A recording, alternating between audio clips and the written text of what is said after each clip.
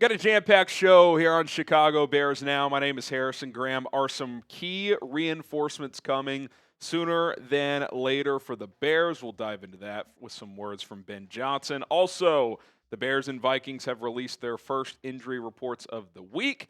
A lot to react to there. And is Luther Burden's role going to continue to see an uptick?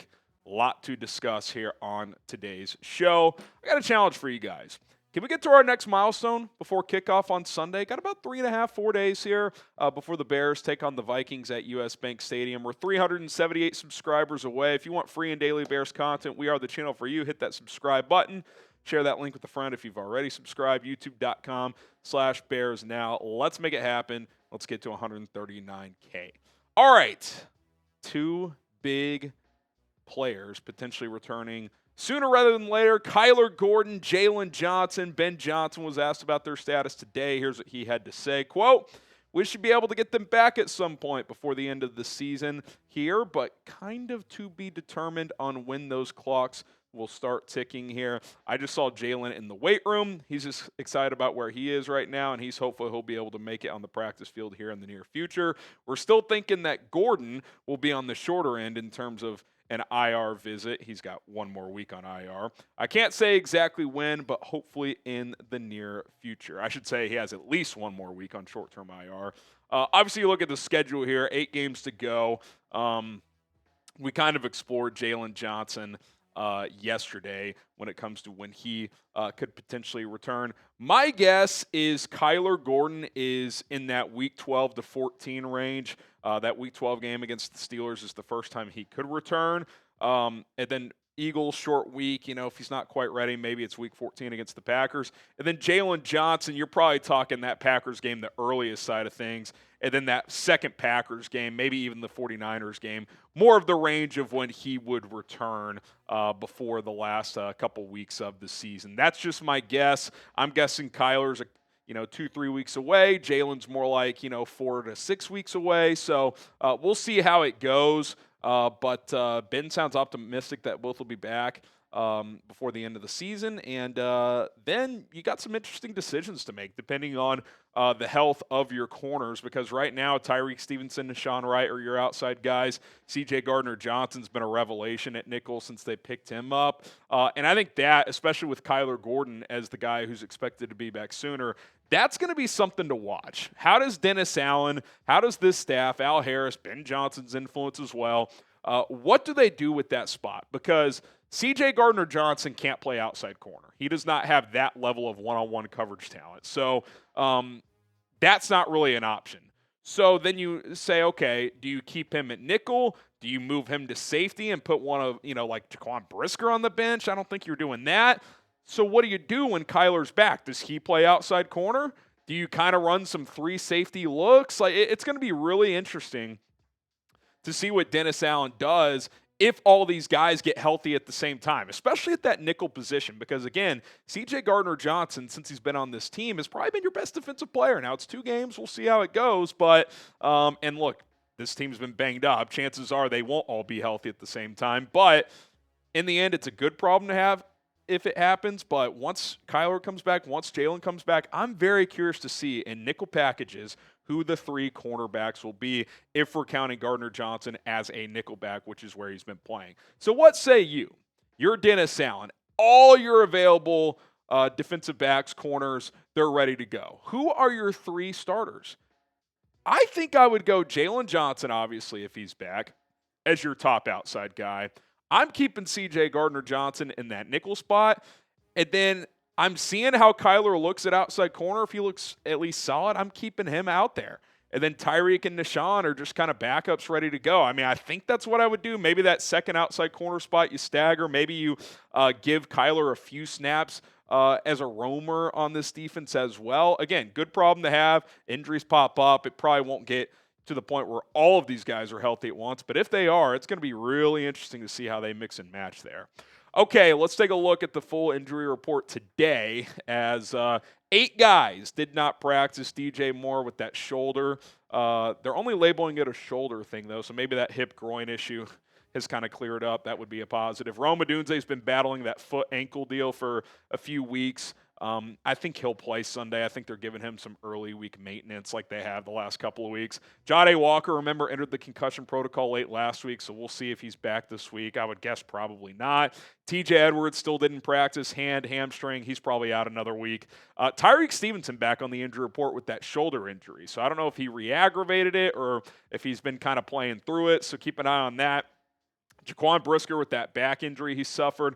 I think he'll be okay, but keep an eye on him as well. And then the two veterans getting rest days here. You're going to continue to see that with the 30-plus-year-olds, Kevin Byard, Grady Jarrett. Thursday is when Joe Thuney's been getting his rest day. So expect those to continue for the older players. I think the guy to watch this week is DJ Moore because he's been playing through this hip groin thing for like a month now.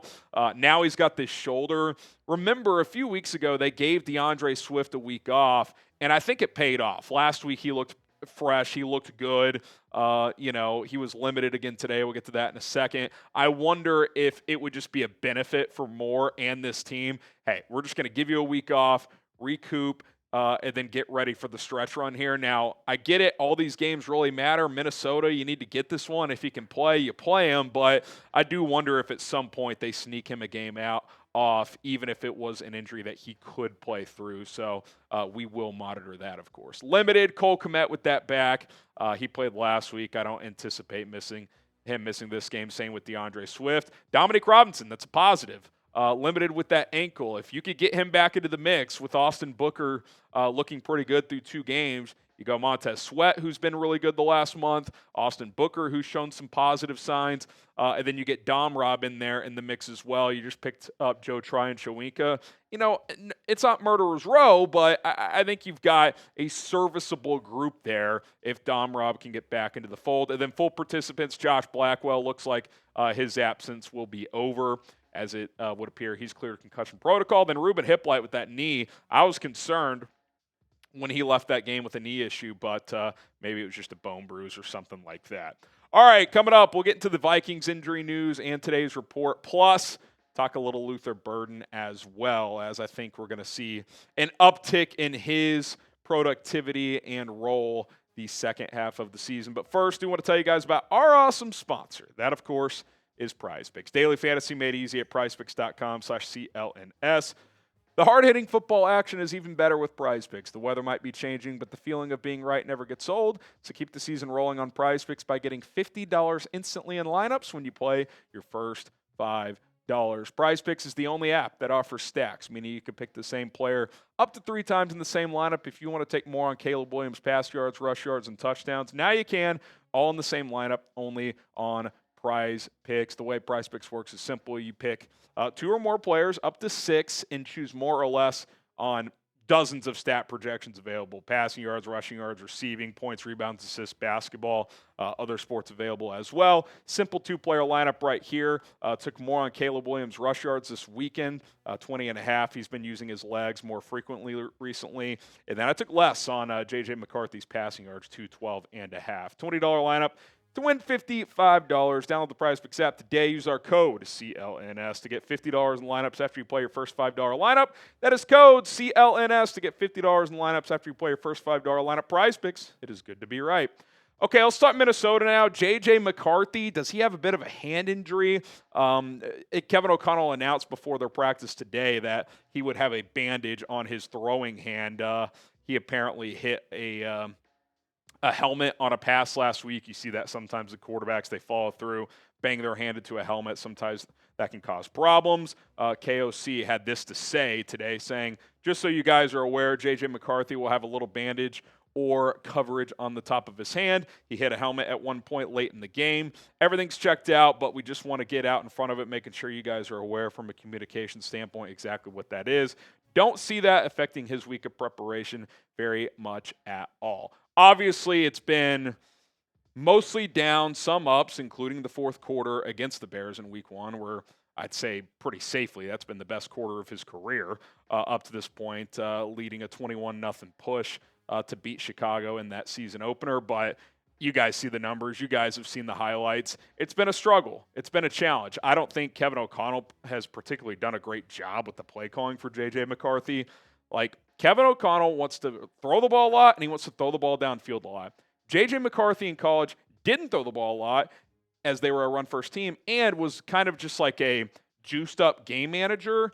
If I'm Minnesota, I'm kind of worried about where J.J. is right now. But from a Bears standpoint, you got to take him seriously. You saw what he did in the fourth quarter in week 1. So we'll see how it goes, and we'll monitor that hand situation. He was limited today, so wasn't a full participant. Okay, Ryan Kelly, their starting center, who they signed this offseason with a concussion history. That has continued this year. He had 2 concussions, so they put him on a short-term IR. They have opened the practice window, which means they could activate him this week to play in this game. Kevin Seifert had the note of that after suffering the 2 concussions. Now, obviously, they've been pretty careful with this. He's been on short-term IR for quite a while now, so we'll see if they activate him this week. He was also limited in practice. If he can play, he's an upgrade over who they've been trotting out there over the last several weeks. A guy that is probably not going to play is Jonathan Grenard.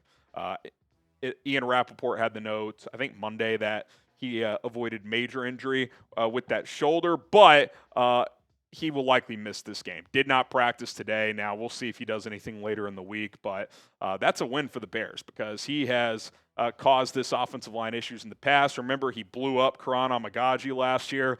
What's the weakness of the Bears O-line? Theo Benedict at left tackle. That is advantage Minnesota if it is Jonathan Grenard. So if he's out, I do think that helps the Bears offensive line. Guys who were limited today, we mentioned McCarthy. You see the note on Ryan Kelly down there. Is he still on short-term IR? We'll see if they activate him. Aaron Jones limited as well, as is Willie Fries, Josh Oliver, Justin School, Josh Metellus, Andrew Van Ginkel, who's been dealing with this neck thing all year, and then Harrison Smith. Also, and then full participants, Christian Darrisaw, who's been, coming back from that ACL he suffered last year. He seems to be fully back. And then Theo Jackson, who missed last week with the concussion, kind of like Josh Blackwell, sounds like he's going to be back this week.